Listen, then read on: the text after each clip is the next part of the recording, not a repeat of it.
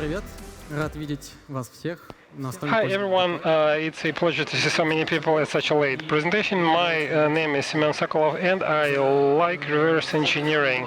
My career in positive technology is relatively short, but I won lots of binaries from SCADA and blanks to viruses and computer games. Well, I have multiple experience, but most of my experience is about static reverse engineering, and I'd like to share that with you. I divided my presentation into 4 parts. First, I'd like to give you a brief overview of what a pseudocode is, how it looks in API, and how we can use it in IDA Pro.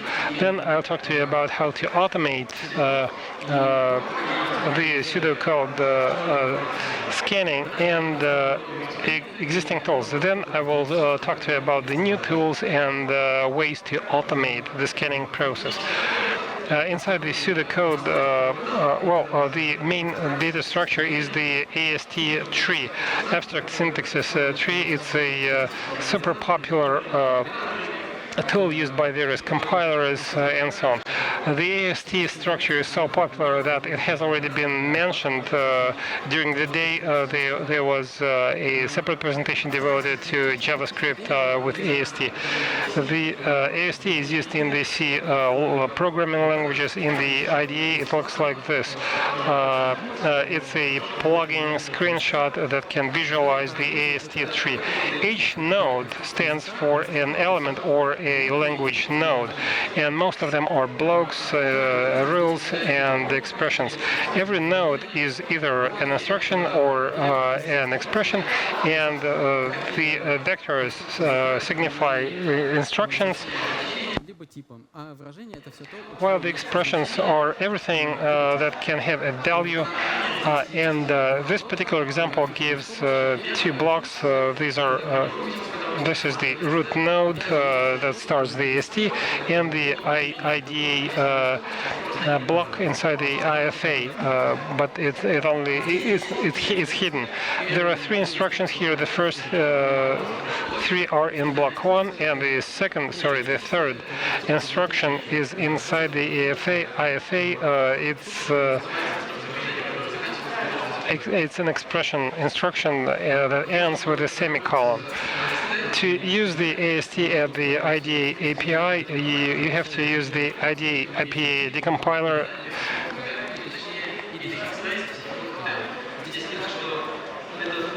And as you can see, this function has a cfunct value, which is a return value. And these elements can be transferred from operating system into the Python. The cfunct in the cfunct, there are 3 main features which are of interest for programmers for the automation purposes. The main feature is the AST inside the pseudo function. The cfunct has the body feature, and this is the root node. And the first node in AST is always in the parentheses. The second feature of the decompiled function is the type. This is the signature, and the flags. This is the local variable. These are the elements of the pseudocode.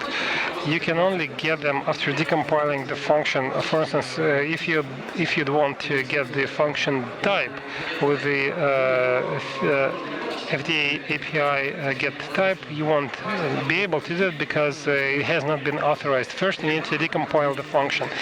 And this is important because if you want to change the signature of the function, whether it's a local variable or a return value in the function, the IDA API or the IDE will default the decompiled function and do the decompilation all over again. And decompilation is quite a long and an expensive process. And the fewer decompilations you run, the faster you're gonna work. Right. What can we automate if you have the AST with the pseudocode? First and foremost, you can try to identify sequences in the code, for instance, vulnerabilities, such as the stack write, local variables that can be controlled with the size of the client side. AST modification can also be automated. It's an unpleasant process in the IDA API because it's a non-user friendly and it's difficult to read the manuals. Some things are not covered by the manuals. You have to specify lots of things for everything to run smoothly. IDA will crash if you make a mistake. For instance, if you delete instructions with labels, then IDA will crash, and there's going to be a very hard crash which can damage other things, and you will have to restore everything. Another example, if you want to modify an expression and you specify a wrong address, the IDA will crash, and you'll see various error codes that can be found in the code modification verification reports.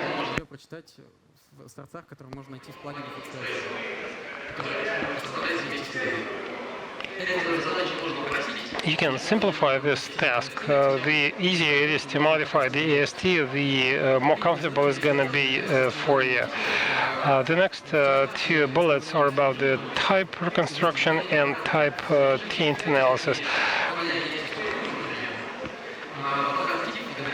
Type location is about the location, and that they may include local and global variables, type signatures, and their values. Type taint analysis do not confuse it with the full taint analysis, because the type taint analysis is about analyzing parts of the types that can be transferred to a different location.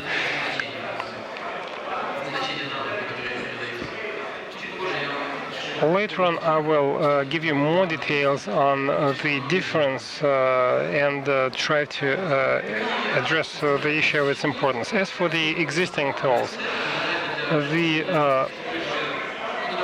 IDA API has existed for quite a long time, and that means that there are open source plugins and user-friendly tools that can help you automate these processes. And the first tool I'd like to go over is the HexRays code explorer that looks like this. It can restore the structure, and it can restore the C+ virtual tables. It looks like this. It automates the process, and it's a black box for the user, so the process is not that transparent. A more advanced analog for data type restoration is the HexRays PyTools. It's an awesome plugin. In addition to being able to restore the data type, it also offers a number of convenient features for pseudocode automation. For instance, one of the awesome features is the Adobe clip function, and another must-have feature is the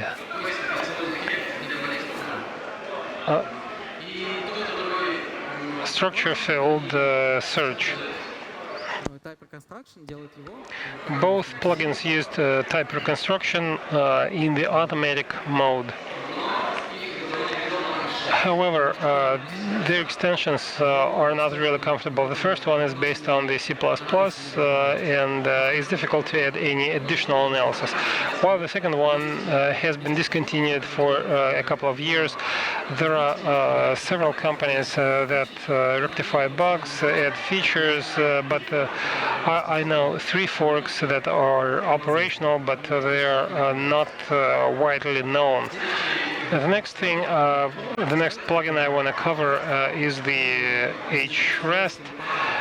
It looks for patterns in the pseudocode. And it's a very interesting task that Igor Zaitsev, a colleague of mine, managed to discharge. However, this tool has never survived, which is a pity.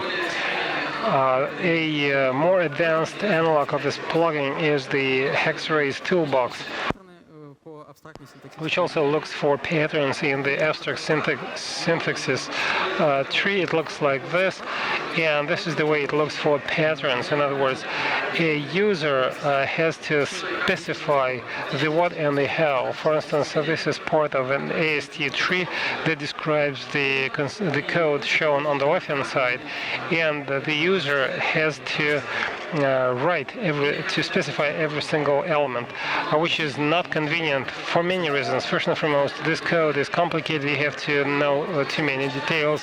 It's difficult to read this code, and if you come across this pattern, you won't be able to expand it or modify it. It's difficult to extend because, well, for instance, if it's not an equal sign, then this part of code will not be found, despite the fact that semantically it discharges a very similar task. So, in addition to looking for patterns, it offers other features that will come handy in the future. For instance, identified pattern with visualization and searching for different patterns given the scenario.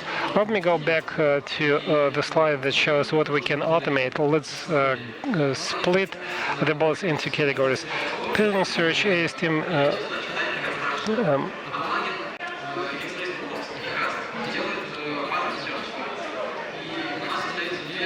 so actually we have two tasks, which is AST modification and type data analysis, which are not covered by the existing tools. And given our wish to automate things, we decided to develop two new tools, which is Herast and Frank. Herast is something that we developed with Maxim Saranchov. He was inspired by HRest plugin, and actually the name was inherited. It's Herast extended, so we just added an E in the middle, and HRest became Herast. Frank rank is a tool that simplifies the type reconstruction and the type location. The API and GUI are convenient, just like Herast.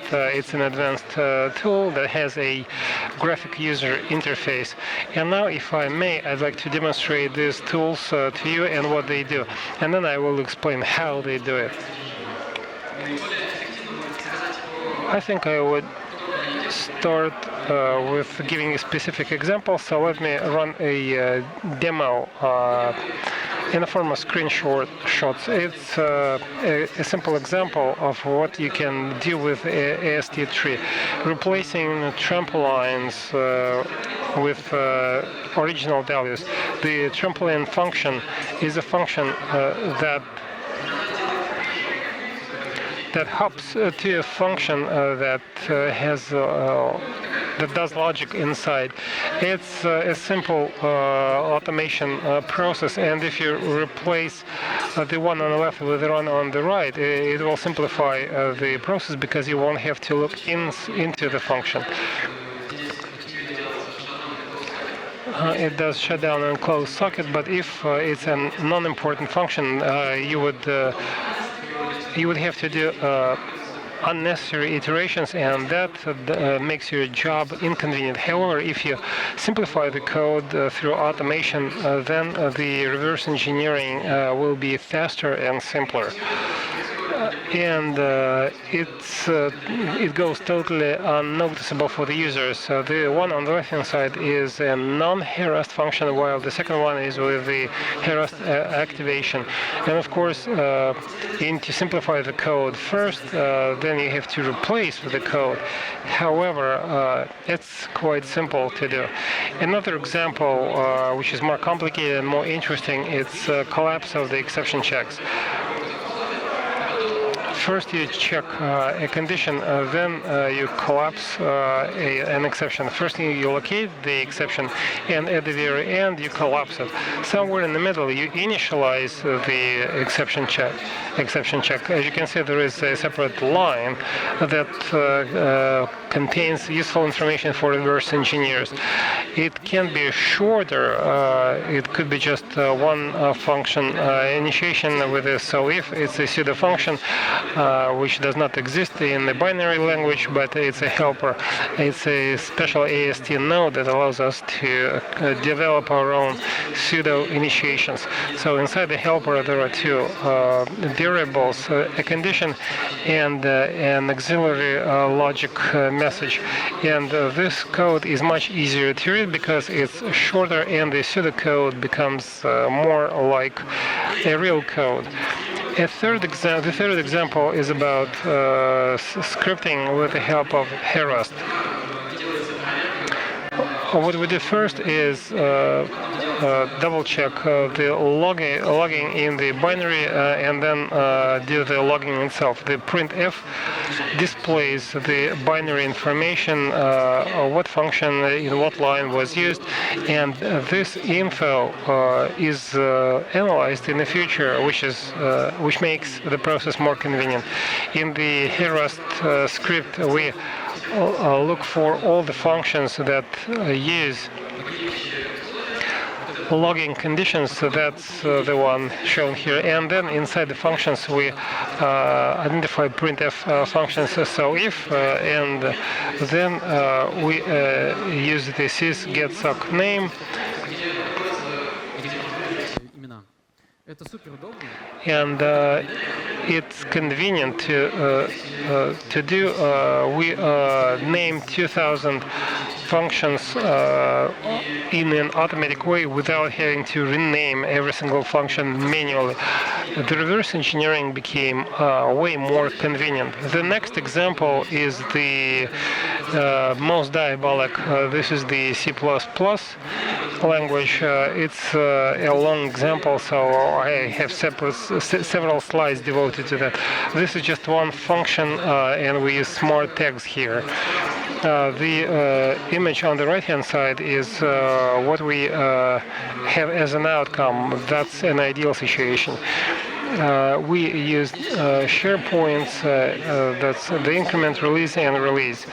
And you can shorten everything down to this simple code line. Initially, there were 2,500 lines, but when we replaced all the tags, we reduced it to 300 lines. And of course, it's way more convenient to work with a code like that.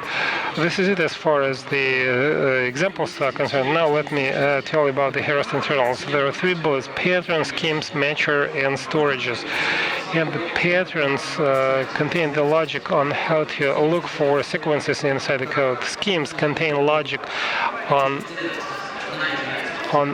how to process the identified instructions, and matcher uses the AST bypass logic, crawl logic, and the storage is the place where we store patterns and instructions. The first three bullets are the most important ones: pattern, schemes, and matchers, and they work in the following way. Matcher crawls the AST tree, and if it identifies patterns inside the tree, he sends the instructions to the schemes. Inside the scheme, users specify the logic on what to do with the instructions in compliance with the patterns, following which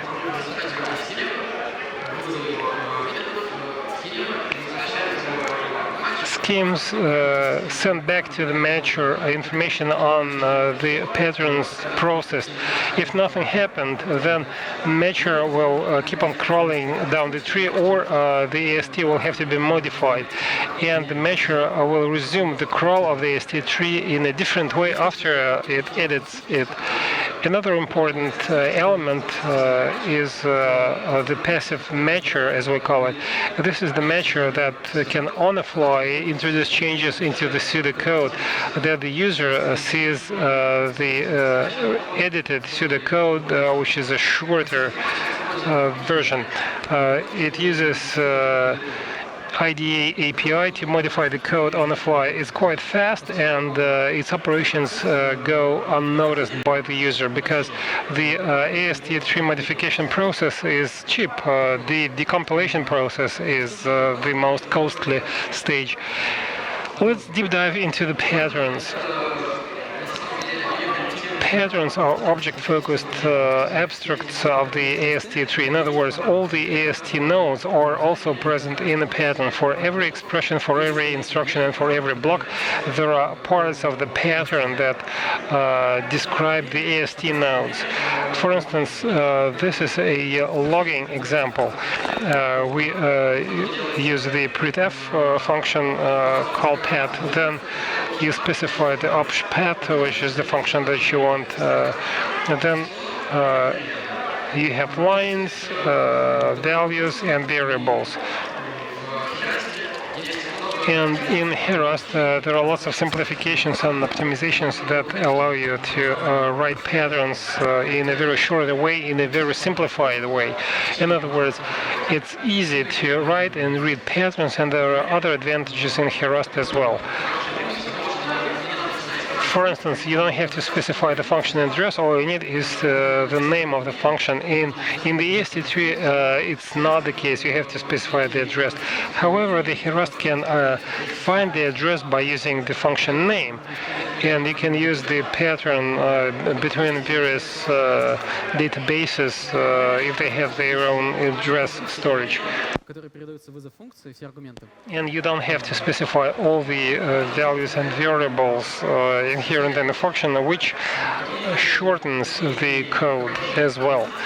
Other ways to simplify the code include a capability to ignore costs that don't give us any useful information.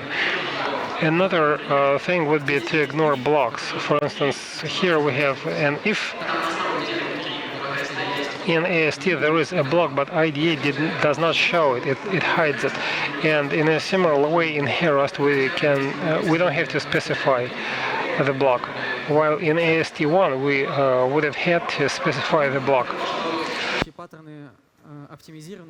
In addition to simplifying these patterns, you can also use additional ones.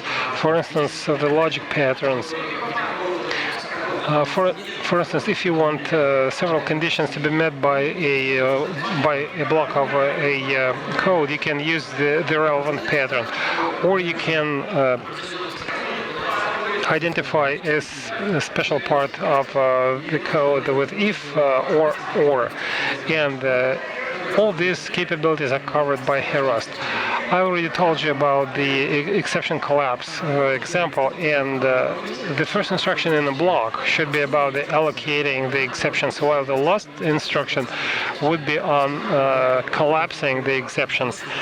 So for one block, we need to meet several conditions, which is convenient. In addition to logic patterns, there are the most common combinations of patterns. In other words, those who follow each other. They are merged into common patterns or common combinations, and that allows us to reduce the complexity of patterns. For instance, if you have a large sequence of nested patterns, you can shorten it by combining patterns into combinations.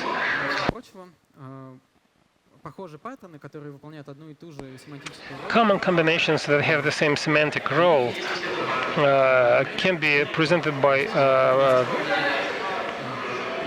pseudo patterns such as string path. It's not the same as the AST line. These are the C++ lines that can have a more complicated logic, which is not present in the original AST.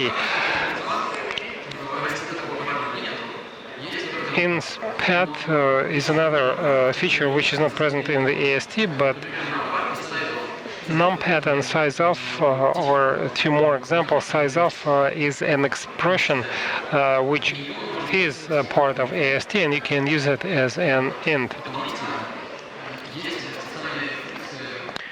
There are additional functions that search the blocks. For instance, if you want to find an instruction within a block, you can use these search patterns.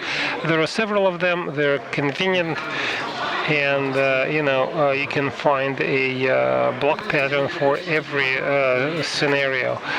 However, Herast patterns are not the limit. You can develop your own patterns, but you have to stick to the interface so that the HEM matcher does not get any info that it does not expect to get. Работа с Herast'ом выглядит следующим образом. Пользователь пишет. The Herast operation looks like this. You develop a pattern that looks for a specific sequence, then you register a pattern in a passive matcher. This is not the only way to use Herast. You can also script it with your own matcher rather than the passive matcher without having to register the schemes. You can easily control the existing schemes and storages with the help of the graphic user interface. It looks like this. It's quite nice. You can remove the storages or add them. You can activate and enable and disable the storages. In other words, not all the functions inherent in Herast can be activated.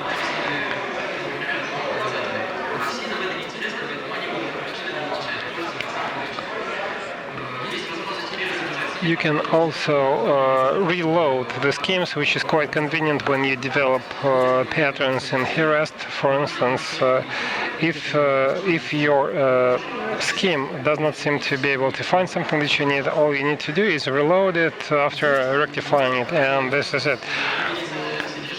You can also show the scheme's content. For instance, this is a screenshot of a scheme that can help you rest assured that everything functions, and the graphic user interface allows you to start using Herast by default. You don't need to adjust it or fine-tune it. It's ready to use. In addition to GUI, there are other ways to simplify the work with Herast and the way to tune it. There are lots of settings. There are lots of runtime settings for every specific object. There are settings for each IDB that are inside the databases, and you can get access to them with the help of idaapi that node. During runtime, you can get all the objects that are part of Herast and that are, for instance, a passive matcher or schemes used by the passive matcher, or patterns. You can use your own API to get them, or you can add a dynamic behavior for these objects. This is it as far as Herast is concerned. Let me move on to the Frank, and I want to share with you examples first, and then I will describe the how and the features. Frank is about type reconstruction and type taint analysis. This is an example of C++ with lots of subclasses. This is the way the code looks. We used a global variable which is highlighted. It's dword something else, and we use construct. You press the hotkey, wait for some time, because C++ decompiles over 100 functions, so it takes time. Decompilation takes time. After that, Frank will analyze everything, and this is the outcome that you're going to see. It successfully reconstructed the class, and it did not use this specific function, but it covered all the functions, it crawled all the functions. Moreover, it actually covered all the functions, the follow-up functions. So this is the sub32.4F043 function. It is activated right here and here. So Frank successfully analyzed the type within the function, and it can also, by the way, analyze other types. Moreover, Frank cross-referenced the function, and as you can see, this function was shown in the entry point in the before slide, so it restored the call graph, partially at least. This is another example to demonstrate that Frank knows various language constructs that have never been analyzed before. This is the memset function for using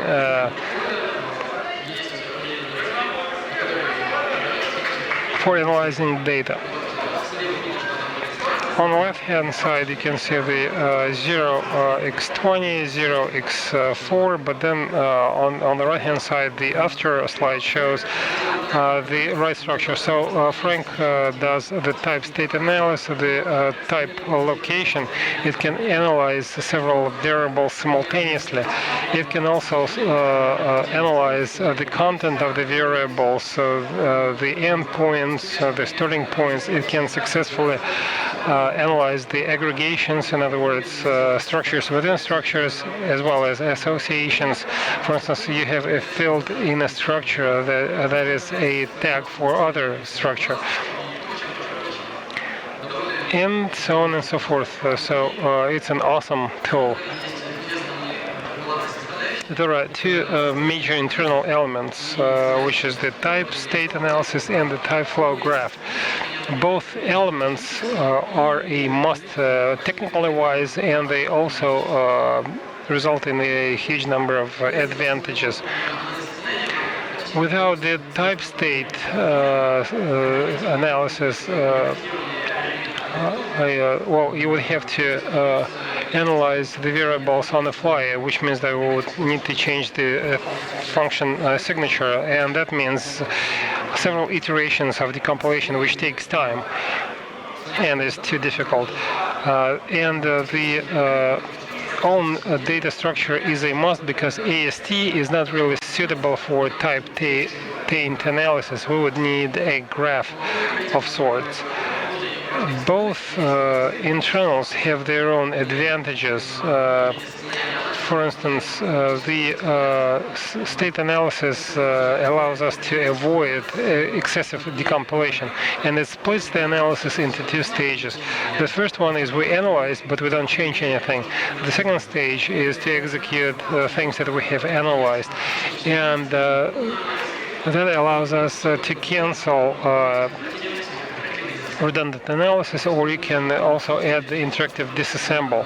In other words, you can deep dive into the analysis results before you execute them. You can edit them, remove something, or add something, or cancel the execution altogether. And then you can use the analyzed state, which allows you to flexibly control the analysis at different stages. Another advantage is that it improves the extensibility of the analyzer. It's easy to add additional functions. For instance, if you know what state you can use in several locations, you can develop an additional analyzer that would analyze something more specific. You can develop an analyzer for Go, NIM, Rust, or any other programming language, and it will not conflict with other analyzers because it has its own internal state. Well, actually, they have a common analysis state that can be extended or added independently. The type flow graph has lots of its own advantages. First and foremost, Frank does not analyze data, it only analyzes types.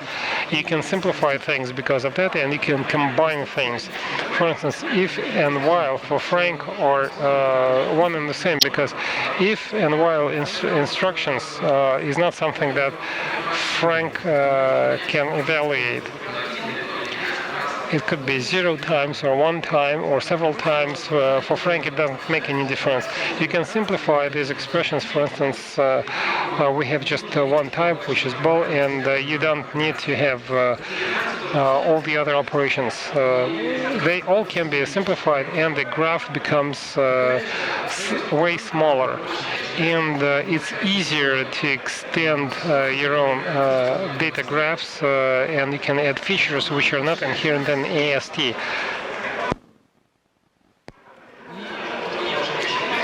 And another big advantage is the fact that it's easier to analyze, which is a great thing for a static analyzer. Very frequently, what we come across is that programmers add an analyzer and it crashes something else. And tests allow us to track regressions so that nothing crashes. That simplifies the developing process and actually speeds it up if you have the right tests.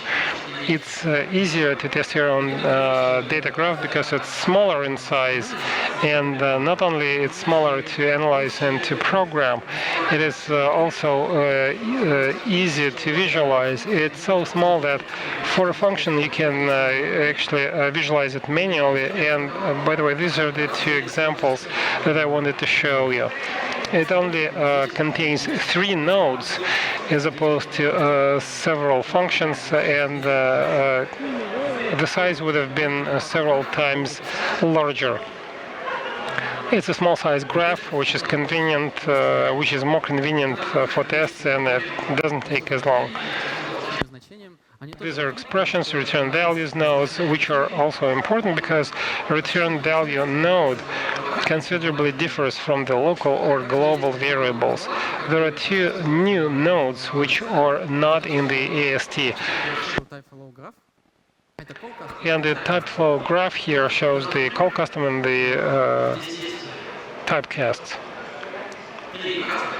There are 3 casts here, 1 cast in the first example and 2 casts in the second example. That's when you use expressions as a way to initiate the functions, and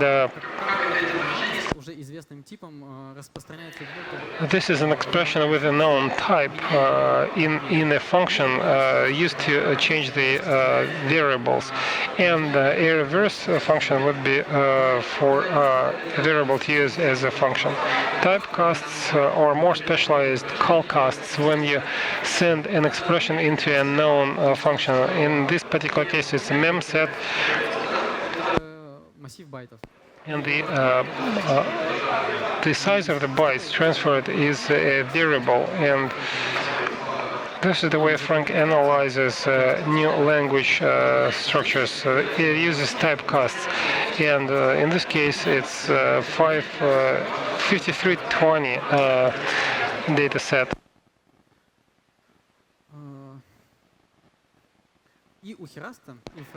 Both Frank and Herast have their own convenient API, and since both of them have been developed for quite some time now, Frank is an old-timer, so to speak. I had a set of scripts that evolved to a production state of this product. The architecture was changed, the name, the file names were changed, but both tools are relatively mature, and the API is also a well-developed element. API shows the most useful classes, types, functions, and combinations of types that are used by reverse engineers for automation purposes. These API modules are a motley crew of useful things. In other words, they contain everything a user might need. you won't be helped by themselves by default. So that's why I added Frank help and Herast help functions. You can use them to see what's inside and how to use these functions. It's similar to a manual. That brings me to the end of my presentation. I can sum up, and I just want to mention that the new tools I covered allow you to easily automate your reverse engineering. Their main purpose is to simplify the use and the cognitive load on the reverse engineer. It simplifies working with the AST, the code. It simplifies the modification process, so they make the code shorter and more readable. You can remove the routine of analyzing type location and reconstruction. It's easy to do, but it takes much time, and all these processes can be automated. The tools are not ideal. They have their own limitations. I already told you that Frank does not analyze data. It only analyzes the types. Both tools use AST at their basis. So you have to make sure that idaapi or AST is correct. And both tools are not good at the obfuscation because they make the analysis of possible language structures more complicated. Among other things, they would just destroy the AST. And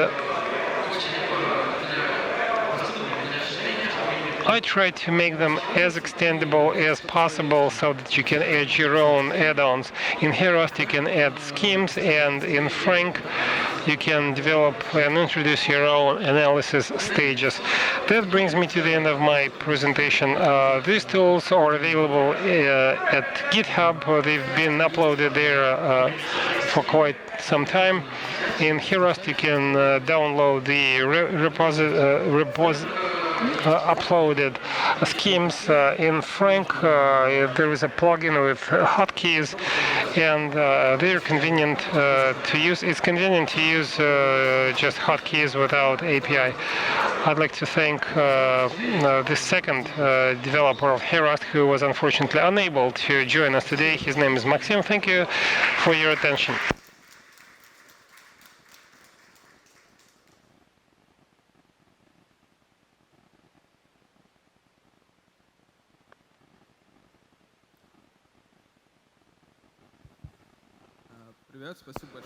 Hi, thank you so much for the presentation. My question is about Herast, if I may. Can you do inter-procedural search and the AST modification? Let's say I have several expressions, and some of them initiate functions while others are initiated, and I want to nest it into a different function. Can I do that, given the fact that the AST is the static search? Did I get you right that you have a function and you want to initiate other functions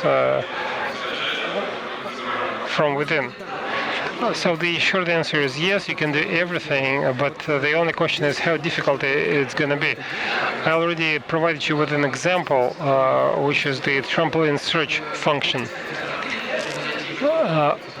You have to go into the trampoline function and make sure that it is the trampoline function, and then replace it with an original function. So you can do it, but it remains to be seen how difficult it's going to be. You need to analyze the function, and it will take you several additional decompilations. It's not convenient, but it can be done. Thank you.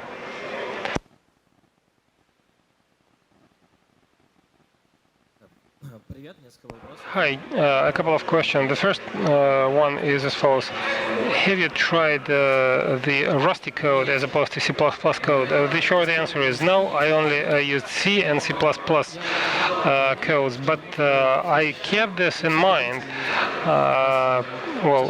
If you need an additional analyzer, and this is a question of extensibility. New language structures can be integrated. Naturally, I did not take into account all the possible structures. Frank as well as Herast have their own limitations, and they're not ideal, like I said. He also mentioned that this the tools are not good in obfuscation. What about using various compilators? Well, it can be analyzed, and by the way, thank you for the question. There are lots of language structures that come from different compilators, platforms, and operating systems, and they can be multiplied. Different compilators on different platforms operating under different operating systems. But the numbers are not unlimited, so you can gradually analyze all of them. And Frank is developed in such a way as to keep in mind the necessity to ensure extensibility. And if you add an analysis layer, you have to make sure that the previous layers do not collapse, and that makes extensibility possible. And my last question is as follows: how did you solve the problem of inter-type conflict when you transfer the mem set, and if there is a type conflict? What do you do?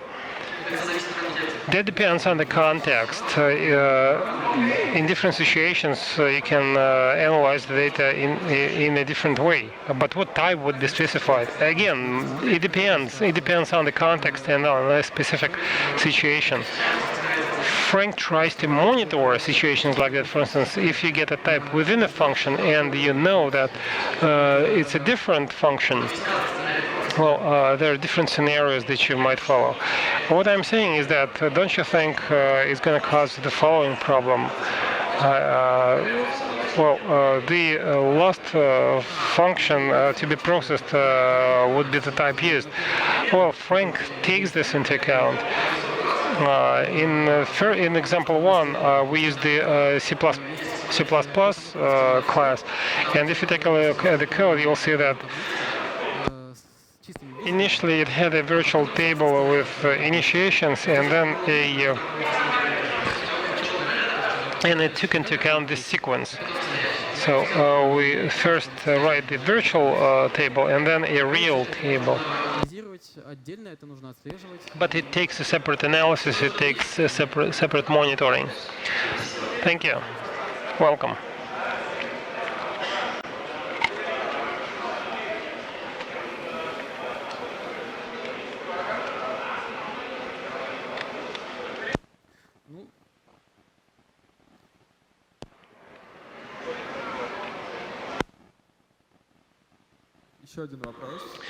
One more question about Frank.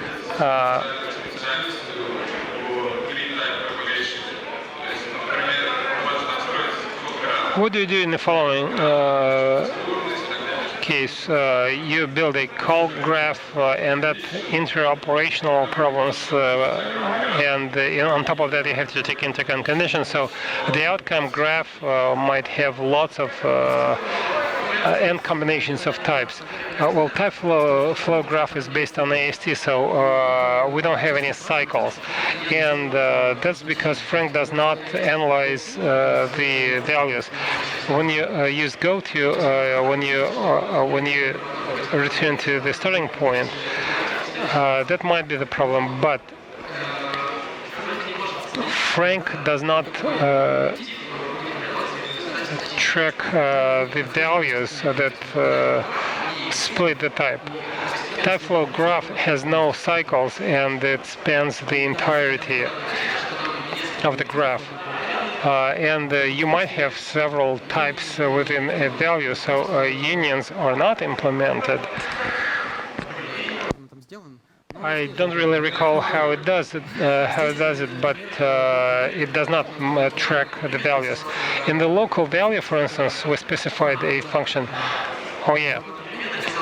In a single variable, we had both a value and a zero, and it prioritizes the types. And Frank just selected an object with an indicator instead of a zero. If it cannot select the type, then it specifies the unknown type. And the type system is not ideal. It's not that useful for analysis, and we have to extend it. In IDA, The types are good for the end values, but for intermediate values and the analysis, they are not as good. For instance, an indicator of an unknown type is something that I had to add myself. These are type extensions that improve the analyzer. Thank you. Спасибо большое за то, что... In that case, thank you so much for your attention. And if you have any outstanding questions, I'll be happy to take them offline or via Telegram.